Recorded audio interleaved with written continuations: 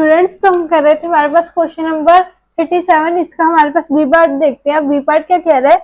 Suppose that the caesium atom at corner is missing, what is the net force now on the chlorine atom due to the 7 remaining chlorine atoms. वो ये बोल रहे हैं कि आपका ए point है यहाँ पे, ठीक है। इस ए पॉइंट का जो ये सीसियम एटम है, अगर हम इसको क्या कर देते हैं, रिमूव कर देते हैं, ठीक है। ए पॉइंट पे रिमूव कर देते हैं, मतलब कहने का मतलब ये आपका मिसिंग हो जाता है, गायब हो जाता है, ठीक है। तो अगर इस सेम पॉइंट पे सीसियम एटम गायब हो जाता है तो ये जो शेप आपकी सिमेट्रिक नहीं रहेगी। तब उस केस में तो आपका जो इलेक्ट्रिक फील्ड है वो जीरो नहीं हो सकता। तो उस केस में आपका फोर्स भी जीरो नहीं होगा। तो फोर्स आपको बताना है कि अगर हम ए पॉइंट में जो सीसियम एटम रखा है उसको यहाँ से ये मिसिंग हो जाता है, गायब हो जाता है, देन बचे हुए जो बाकी के 7 सीसियम एटम है उनकी वजह से कितनी नेट फोर्स लगेगी इस क्लोरीन एटम पे, ठीक है, ये बताना है हमें। तो हम लिखेंगे force due to 7 remaining chlorine atoms on due to caesium atom on the chlorine atom will be. Force का फॉर्मूला क्या होता है हमारे पास? के Q1 Q2 bye are square, ये हमारे पास फॉर्मूला होता है।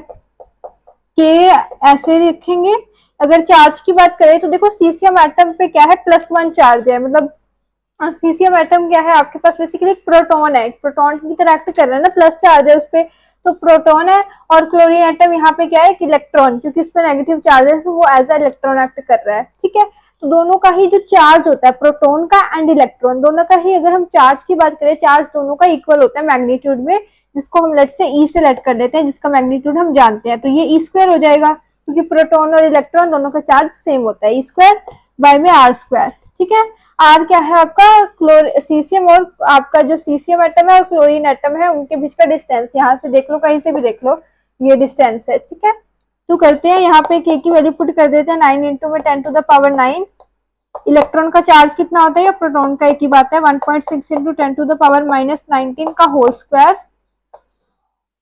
और बाय में हमारे पास स्मॉल आर है, ठीक है। स्मॉल आर को आप यहाँ सॉल्व करोगे जब अंडर रूट में इसका आप आधा लोगे, 0.2 लेंगे दोनों का साइड का निकालने के लिए, ये भी आपका 0.2 हो जाएगा। तो यहाँ करेंगे 0.2 का स्क्वायर प्लस 0.2 का स्क्वायर प्लस 0.2 का स्क्वायर, और इसको हम नैनोमीटर में दिया तो 10 टू द पावर 9 अलग से आएगा, ठीक है। मीटर में कन्वर्ट करने के लिए 10 टू द पावर 9 करेंगे।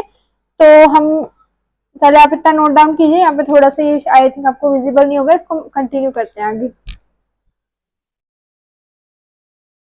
स्टूडेंट्स, तो देखते हैं यहाँ पे हम रेडियस निकाल रहे थे। रेडियस हमारे पास 0.2 का square plus 0.2 and 3 bar square into में 10 टू द पावर 9 से किया था मल्टीप्लाई, मीटर में कन्वर्ट करने के लिए। तो आपका आंसर ये आ जाएगा रेडियस। तो रेडियस यहाँ पर कर देंगे उसका स्क्वायर।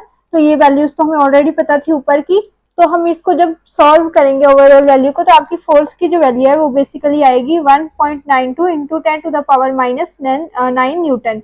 यानी कि ये जो 7 क्लोरीन रिमेनिंग बचे थे उनकी वजह से क्लोरीन एटम्स पे जो आपकी फोर्स लग रही होगी सीसियम एटम की वजह से, वो इतनी लग रही होगी, ठीक है। तो आई होप ये क्वेश्चन आपको क्लियर है।